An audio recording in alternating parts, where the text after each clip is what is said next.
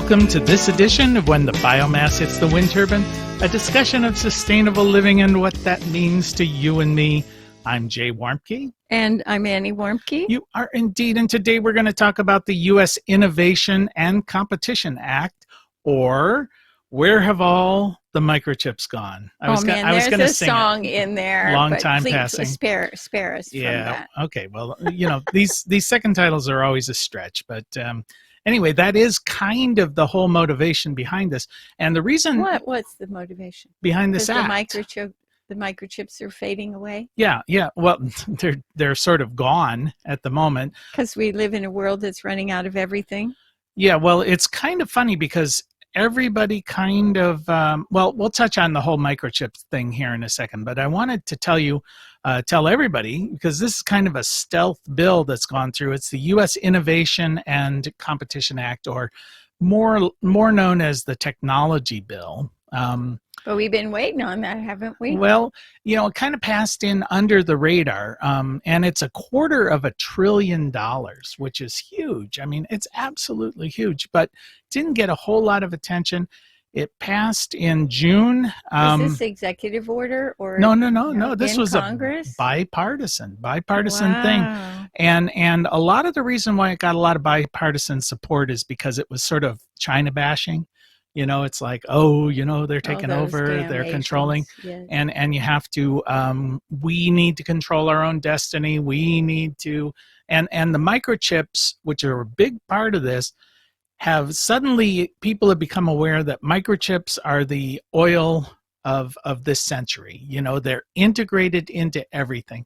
So you remember back when we were wee children, back in the 1970s, when there was the oil embargo. And not only did it affect the price of oil and gasoline. What affected the price of oil? The embargo, having the scarcity. scarcity. The scarcity. But it affected everything. Oil is in plastics. It's in industry. It's in, electricity. It was in everything. And what they're realizing suddenly, and you kind of wonder why it took them this long to realize it, is microchips are in everything. And but what's in the microchip that's the scarcity? Well, it's not the microchip itself. Well, it is. It is? Yeah. And I'll get into that. But let me tell you a little bit more about what's in the bill so that we know the full scope and measure of it. As I mentioned, it's bipartisan. And actually in the Senate, it got a 68-32 vote, which is kind of unheard of in this world. The other 32 had no idea what a microchip or solar or renewable energy is. So... And there was $52 billion in this for semiconductor research, design, manufacturing initiatives, robotics. But what's the value of semiconductors? Microchips. Oh, okay. Yeah, so they have another name too. Well, Silicon Valley, silicon, semiconductors, microchips. It's basically computers, only now very, very small. Mm-hmm. So there was $52 billion for the domestic production of semiconductors, and currently the U.S. only produces about 12% of the world's microchips. We consume substantially more than that. And how many of those are in a car? Yeah, there are more than 1,000 microchips in a car. In every car. In every new car. Yeah, and in fact, there are pictures, if you go on the internet, of assembly plants like Ford, Chevy, where they've got acres and acres and acres of new cars that have come off the production line, but they're sitting there waiting for the microchips because they just don't have them. And that's what's driving up the price of vehicles? Yeah, and the shortage of them. And so, of course, you can't get a new car, so let's buy a used car. Well, that drives up the price of a used car. I also think they're putting them, they're holding them back for the more expensive cars, because right now, if you want to buy a bottom of the line Honda or Toyota or something like that, you can't. They're not even producing them. Well, that sounds very conspiracy theory. No, they don't have all the parts. You can't sell a car you don't have parts for. And if I'm a business person, I'm going to sell the top of the line stuff first. That's where my profit margin is. So. Yeah. Well, there's $80 billion for artificial intelligence, which we have a lot of artificial intelligence. I know, especially in Congress. It's, and we're going to pay for it now. Woohoo! I can use some of that myself. So robotics, biotechnology, that's all in there. $1.5 billion, which is paltry in a bill this size for wireless technologies, 5G, 6G. We'll touch on that a little bit. I wish they didn't have any money for that. They need to bring along the broadband people who have no G's. Yep. Okay. Well, I was going to make a joke, but I thought better of it, which is wise. Thank it has you. something to do with G strings, but anyway, then we've got the 23 billion for space exploration, which is pretty cool. I mean, I'm a space nut. Geek. Yeah, and if You'd I were like to be on the space shuttle. if I were a billionaire, yeah, no, would if be. you weren't, if they just said, Jay, you're so smart, come with us, I would be crying my heart out. No, don't go. I'll stow away. And so that's kind of interesting, especially given all of the recent attention of billionaires in space, which sounds like a good series, actually. Billionaires in Space. No, it does not. It's awful. But so here's the thing, though. So all this stuff is being funded now, but we have such a poor record of scientists coming out of school. So what's going to happen with that? So you ask. Well, we do have some of that. In fact, one of the things that this bill does is expands the definition of STEM. And for those of you who have been living under a rock, STEM is science, technology, engineering, and mathematics. That's part of the school curriculum. They like to sort of cash that into for the smart people. Well, the teachers have to be smart enough about it, which is a real challenge too. But it also prioritizes clean technologies, which is sort of we're reaching back to try and bring this into sustainability. Actually, renewable energy has not really been classified as part of the STEM technologies. In fact, it's been looking for a home somewhere. Yeah. And so we can't be really talking about the real stuff we need to be doing yet. Well, our system and government, and to be fair to them, it takes time, it takes consensus to build. So they're always going to be way behind the curve, because as they like to say, the bleeding edge of technologies, the bleeding edge of thought, the bleeding edge of philosophy is ahead of the mainstream just by definition. And so, we've been bleeding a lot. Yeah. So. But it's that old joke about the senator, seeing a crowd go somewhere and he goes, I need to see where they're going because I have to lead them there. Yeah. So they're basically looking to see where things are so they can claim to be the leaders.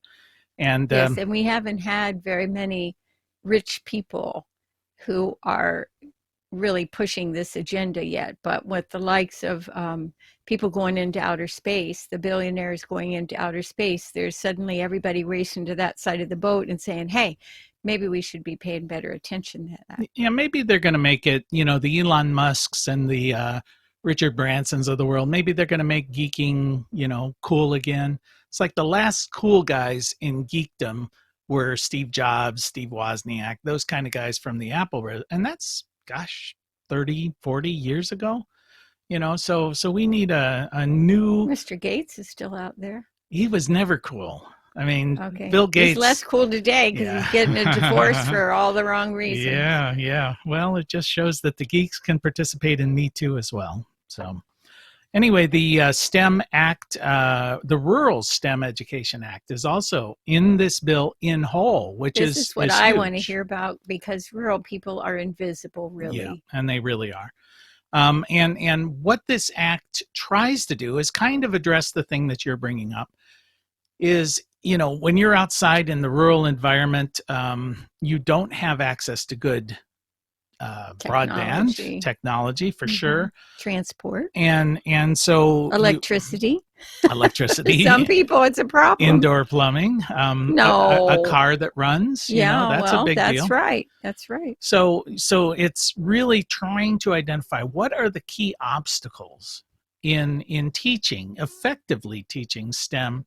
One of the key obstacles, which this I am sure does not define, and that is the vast majority of teachers who lack the ability to teach these subjects. They couldn't even do PowerPoint when COVID hit, and they had to go to PowerPoint. So PowerPoint is what, 20 years old or more. So. Well, and I think COVID was like a stress test for the country, and I think in many respects we failed it miserably.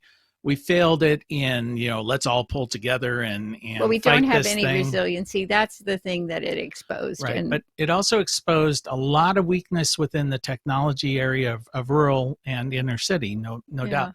Where, for instance, in our region, where 50% of the students don't have access to good broadband, and then you say your education is now online, well, half the students are eliminated. and those parents don't have reliable transport or the money for the gas to do it. Right. And they So can't just sit take them in the parking lot of McDonald's or the library or yeah, whatever and do your homework for 4 hours. yeah. I That's, saw where the Gant House, which is a historic place, has a.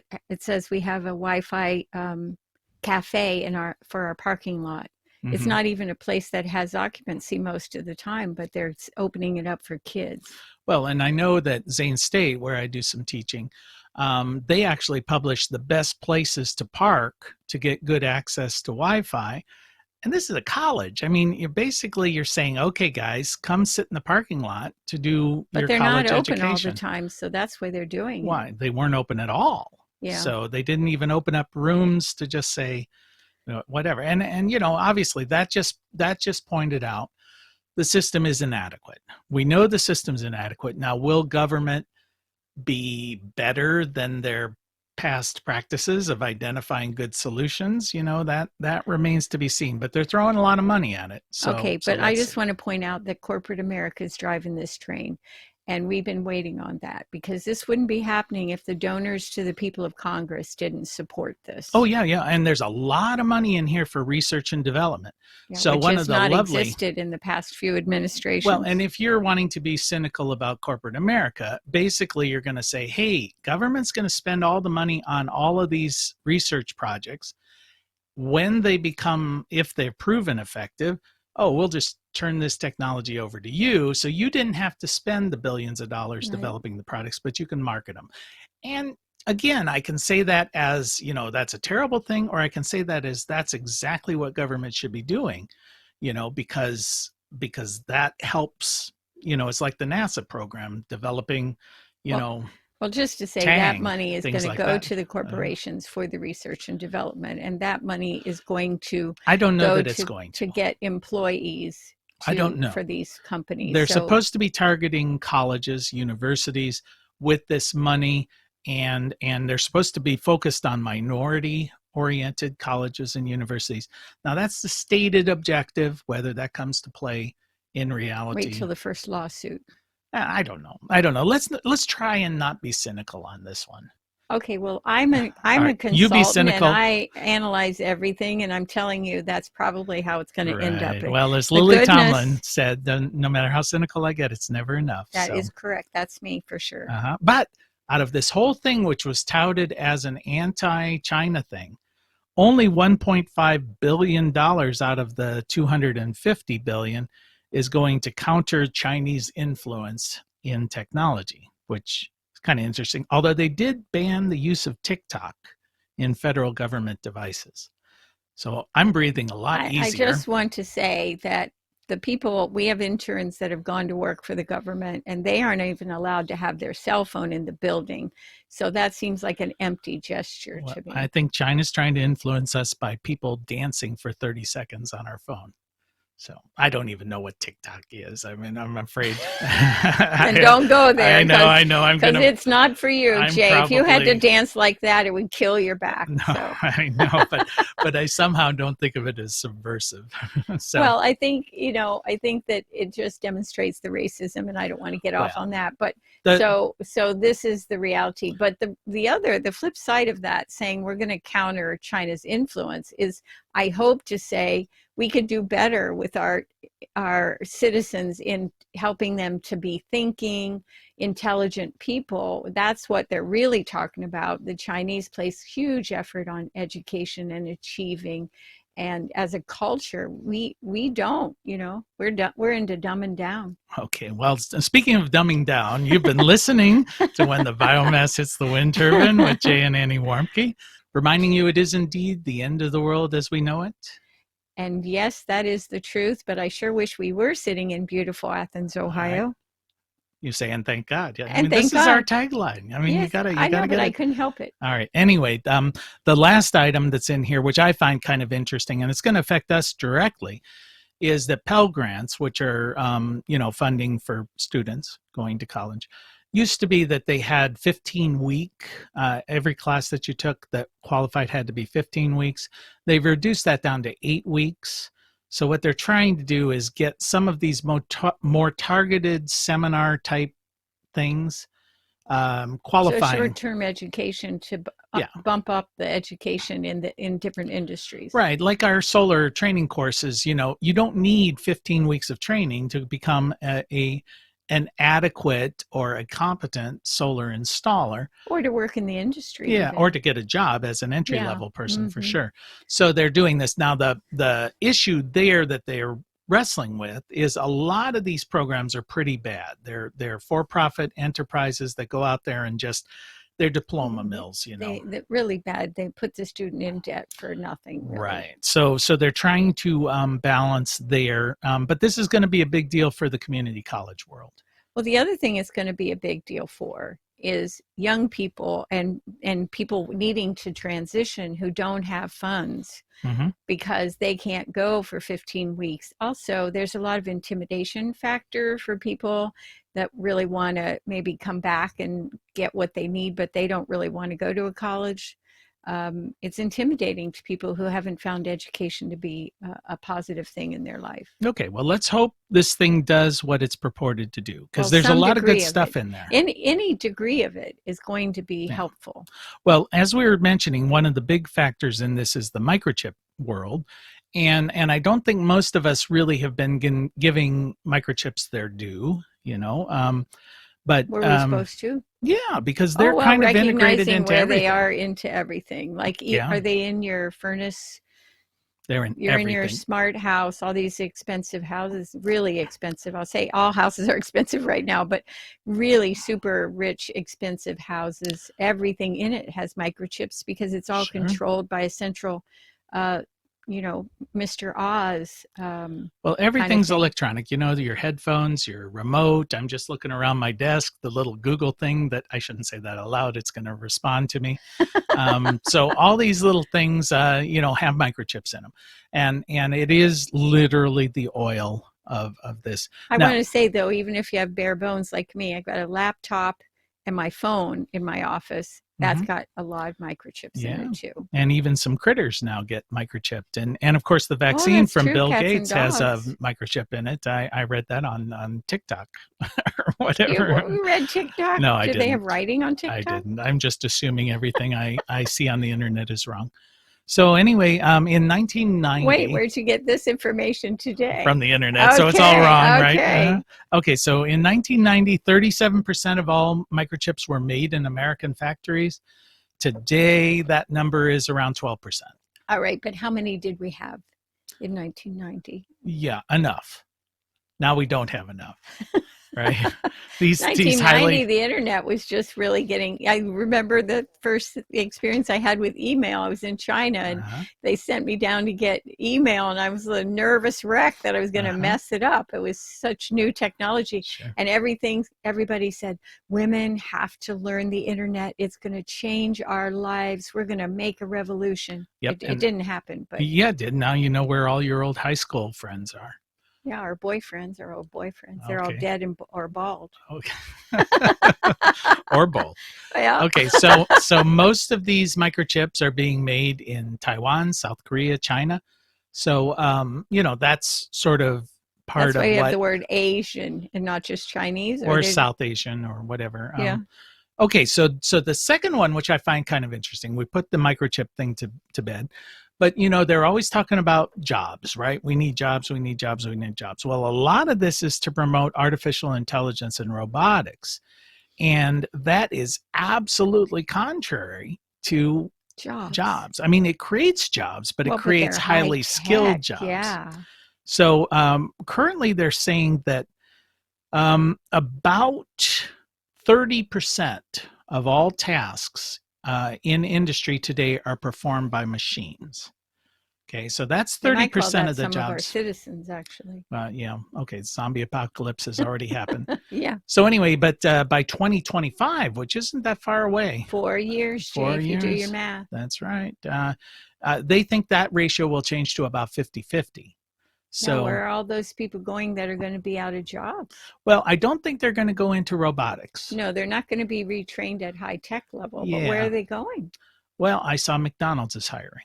Yeah, So, that's the thing. And they're paying signing bonuses to some of these places. But who wants to well, work there? It I know. doesn't So pay this any. becomes a big problem. And this is say, okay, well, how do we re-educate the coming workforce? Because, we can lament the fact that in the good old days, you could get out of high school and get a good paying job and live a middle class lifestyle because you went to work for the Ford plant or whatever.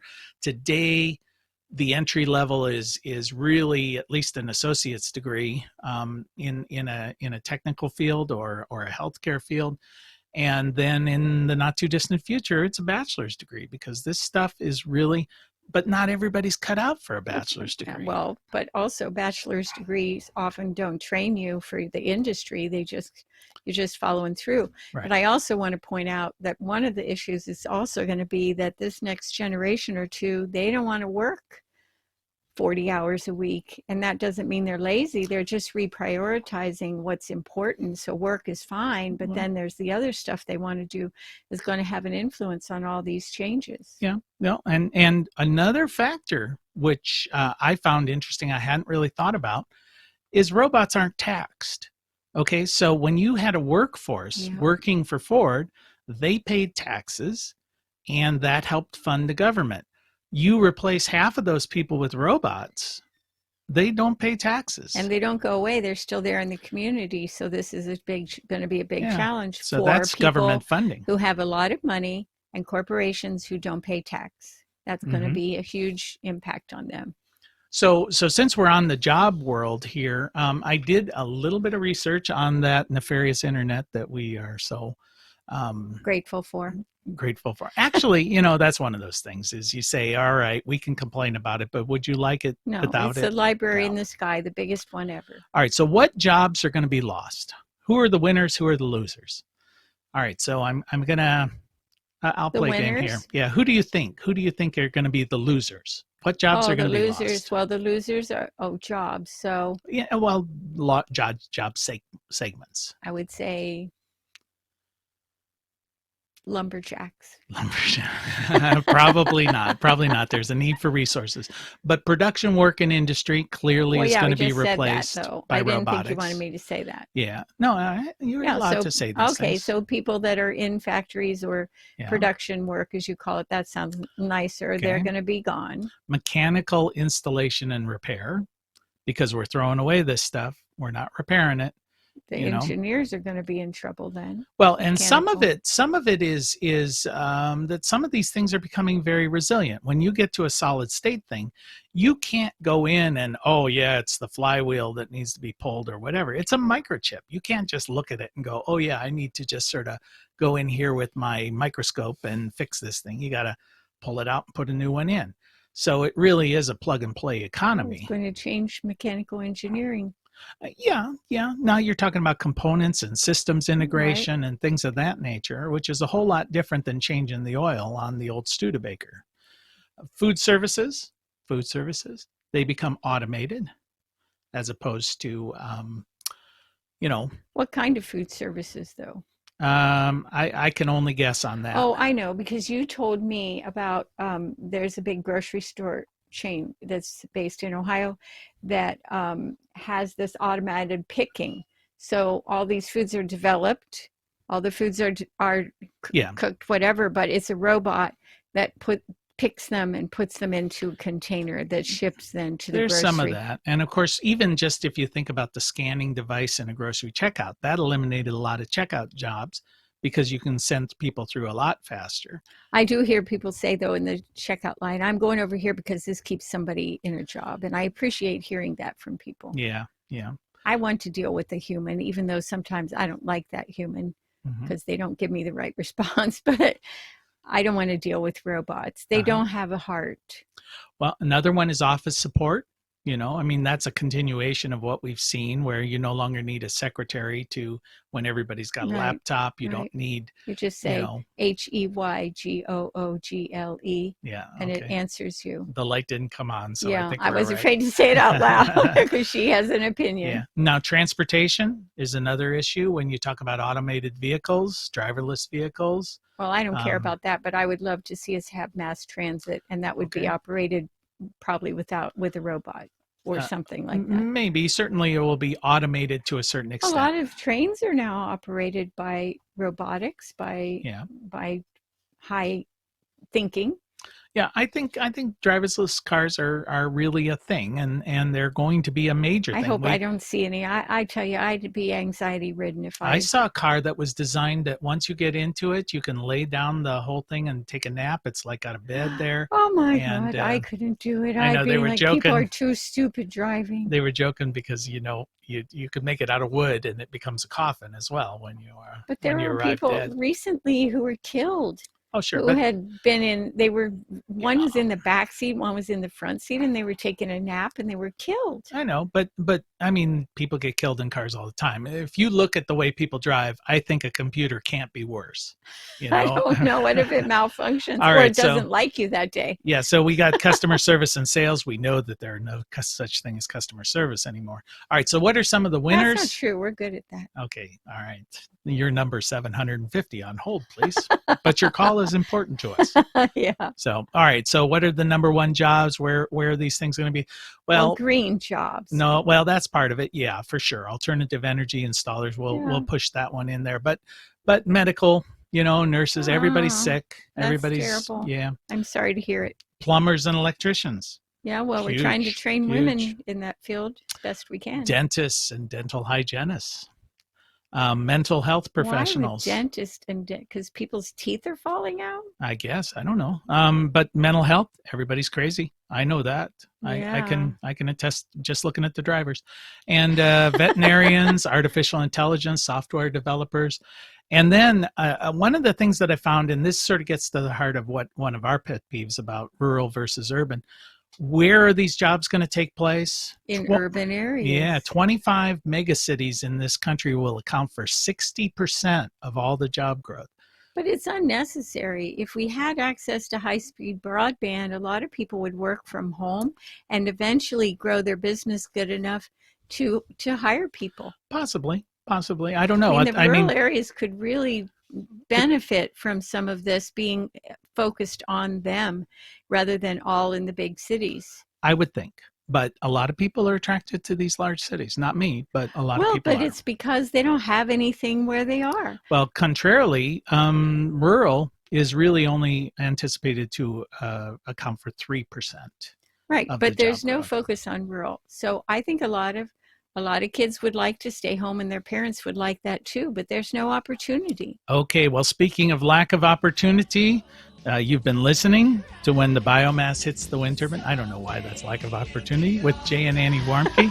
lack of opportunity for broadband. Yeah. We want to thank our Emmy Award mega city producer, Adam Rich, and we want to thank you for spending just a little bit of time with us. And as your grandmother hopefully told you, secret to a happy and sustainable life is play nice with others, clean up your own mess, and learn about robots. Till next time. Bye.